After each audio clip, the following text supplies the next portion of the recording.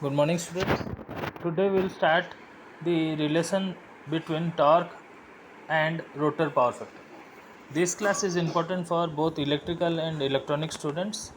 So let us start the class.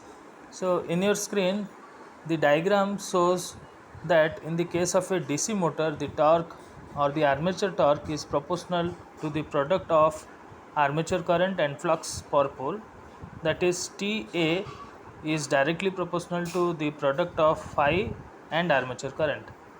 Similarly, in the case of an induction motor, the torque is also proportional to the product of flux per stator pole and the rotor current. However, there is one more factor that has to be taken into account, that is the power factor of the rotor. Therefore, the equation is modified into T is proportional to phi I2 cos phi 2, or torque is equal to K phi I2 cos phi 2. Now I2 is equal to rotor current at standstill, phi 2 is equal to angle between rotor EMF and rotor current, K is equal to a constant. Denoting rotor EMF at standstill by E2, and we have that E2 is proportional to phi. Therefore, the torque equation now reduces to T is equal to K1 E2 I2 cos phi 2, where this K1 is another constant. The effect of rotor power factor on rotor torque is as in the diagram shown in the right side of your screen. For the various values of phi 2 from the above expression for torque, it is clear that as phi 2 increases, cos phi 2 decreases. The torque decrease and vice versa. In the discussion to follow, the stator flux contributes is assumed sinusoidal.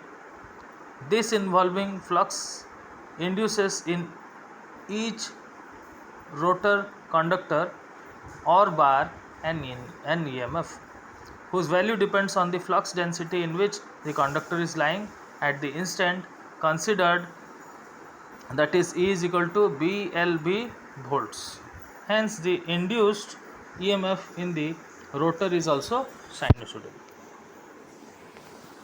Now the starting torque, only equation is required, students. You do not require any derivation for this. So starting torque is equal to 3 by 2 pi ns E2 square R2 divided by R2 square plus X2 square, where E2 is equal to rotor EMF per phase at standstill, R2 is equal to rotor resistance per phase, X2 is equal to rotor reactance per phase at standstill,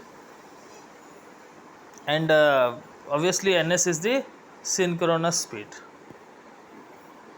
Now the condition for maximum starting torque, only the condition is required. So I will tell you the condition when the maximum starting torque will happen. So it is when R2 is equal to X2, we will have R2 square plus X2 square is equal to 2 times R2, or R2 is equal to X2. So based on this, we will have to solve some problems. Now let us start single phase induction motor. So the types are induction motor, repulsion motor, AC series motor, and unexcited synchronous motor. Out of this, we will study only induction motor and repulsion motor, which is inside your course. So in case of a single phase induction motor, we will have double field revolving theory, and it states that the maximum flux in a single phase at any instant is equal to phi m cos phi by 2. Now we should know, students, that in a single phase induction motor they are not self starting. To make them self start, we have to make some modification. So let us understand now with the help of a diagram. So in the diagram number or figure number 36.5, as you can see, there is an arrangement of an auxiliary winding connected in this circuit. This winding is connected in the circuit so as to start the induction motor by itself. Otherwise, we can make the induction motor start by applying external force. So if we have to start an induction motor by itself, then we can use phase split methods.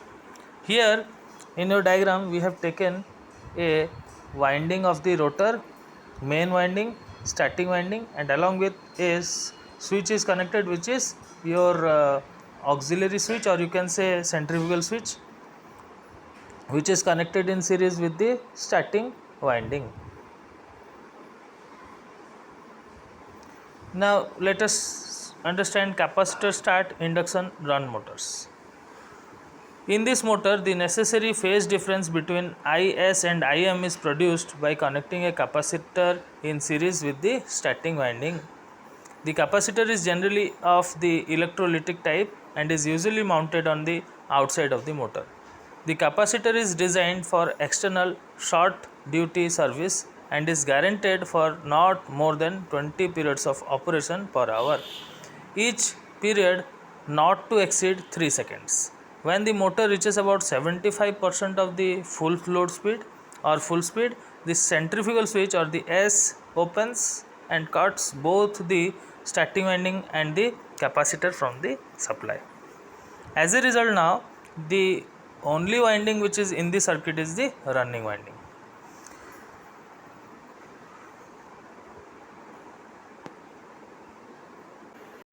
Now student, let us understand a capacitor start and run motor. So in a capacitor start and run motor, the equivalent circuit diagram is as in a diagram 36.28, and in 36.30 it is an arrangement to reverse the direction of rotation. So let us first understand how this motor runs, then we will understand how to make them rotate in reverse direction. So the motor is similar to the capacitor start motor, except the starting winding and running and capacitor are connected in the circuit for all the times.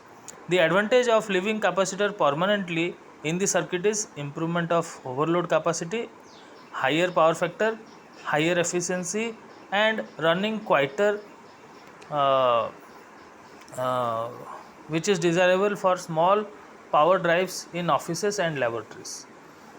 So you can see in the diagram 36.28, there is a starting coil, there is a running coil. So in series a capacitor is connected across the starting coil, but there is no centrifugal switch. Why? It has been removed intentionally so that the capacitor will be the capacitor will remain in the circuit throughout the operation. So why? Because already we have discussed its advantage of being the capacitor inside the circuit. Now what happens if we have to reverse its direction? So students, you can see in the next diagram, that is 36.30, there is a reverse switch, a forward and reverse is written. So it is basically a two-way switch. So by reversing the direction of current in any of the winding, either starting winding or running winding, we can reverse the direction of rotation of a induction motor. So here also we are reversing the direction of current in the starting coil. So by reversing the direction of current, the motor rotation direction is reversed. Now let us discuss about shaded pole single phase motors. Now in such motors, the necessary phase splitting is provided by induction. These motors have salient poles on the stator and squirrel cage type rotor shows a 4-pole motor with the field poles connected in series for alternating polarity. One of such motor is shown separately in figure 36.34. So as you can see, there is a shading coil, a field winding, and the rotation direction is shown. So let us now understand why shifting of the magnetic axis takes place. It is helpful to remember that the shading coil is highly inductive. When the alternating current through exciting coil tends to increase, it induces a current in the shading coil by transformer action in such a direction as to oppose its growth. Hence the flux density decreases in the shaded part when exciting current increases. However, the flux density increases in the shaded part when the exciting current start decreasing. Now in the diagram A, that is your 36.35A, the exciting current is rapidly increasing along OA. This will produce an EMF in the shading coil. As the shading coil is of low resistance, a large current will be set up in such a direction as to oppose the rise of exciting current. Hence, the flux mostly shifts. So now, as you can see, the exciting coil is rapidly increasing along OA. This will produce an EMF in the shading coil, as the shading coil is of low resistance. A large current will be set up in such a direction that to oppose in the rise of exciting current. Hence, the flux mostly shifts to the unshaded part to the magnetic axis along the middle of this part, or we can say the rotation will be from the unshaded part to the shaded part. So now students, from the above discussion we find that during the positive half cycle of the exciting current, a north pole shifts along the pole from the unshaded to the shaded part. So during the next negative half cycle of the exciting current, a south pole trails along. The effect is as in a number of real poles were actually sweeping across the free space from left to right. Shaded pole motors are built commercially in very small sizes, varying approximately from 1 by 250 horsepower. So this was all about your shading coil or your shading pole single phase induction. AC series motor.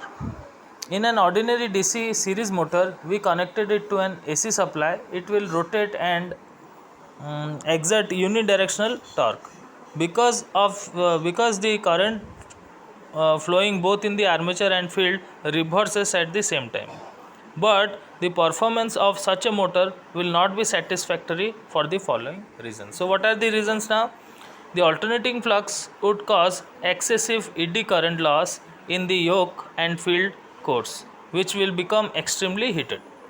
Now vicious sparking will occur at brushes because of the huge voltage and current induced in the short circuited armature coils during their commutation period. Power factor is low because of high inductance of the field and armature circuits. However, by proper modification of design and other refinements, a satisfactory single phase motor has been produced. The eddy current loss has been reduced by laminating the entire iron structures of the field cores and yoke.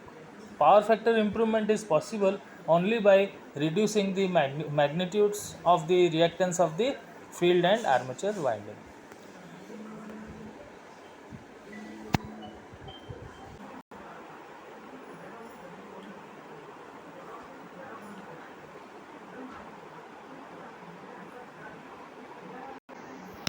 Now alternators. So the basic principle of an alternator or an AC generator operates on the same fundamental principle of electromagnetic induction as DC generators. They also consist of an armature winding and a magnetic field.